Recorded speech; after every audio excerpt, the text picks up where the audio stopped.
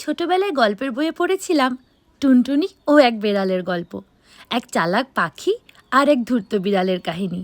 কি দারুণ সেই গল্প, আর কি দারুণ সেই দিনগুলো। টুনটুনির বুদ্ধিতে বারবার হার মানত বেড়াল, আর মাঝে মাঝে সে বেগুন গাছের নিচে গিয়ে বসে থাকতো সুযোগের অপেক্ষায়। তখন গল্প শুনতে শুনতে কতই না সুন্দর দিন কাটতো। আজ যেন সেই গল্পের টুকরো আমি বাস্তবে দেখে ফেললাম আমার বাগানে। এই দেখো, আমার পোষা বিড়াল ছানাগুলো বেগুন গাছের ছায়ায় খেলছে, কেমন যেন গল্পের বিড়ালটার মতোই। আর ওই বিড়ালটার মতোই এরা সকালবেলায় পাখি খোঁজার জন্য ওত পেতে বসে থাকে। শিশু মনে যে গল্পগুলো একদিন রঙিন স্বপ্নের মতো ছিল, আজ সেই গল্পই বাস্তবে ফিরে এলো আমার উঠোনে। উপেন্দ্র কিশোর রায়ের সৃষ্টি যে কেবল বইয়ের পাতায় নয়, জীবনের মুহূর্তগুলোতেও মিশে থাকে। আজ যেন সেটাই বুঝলাম। একটা গল্প, এক টুকরো শৈশব, আর এক মিষ্টি স্মৃতি আমার উঠোনে ছায়া ফেলে রাখা এক বেগুন গাছের নিচে।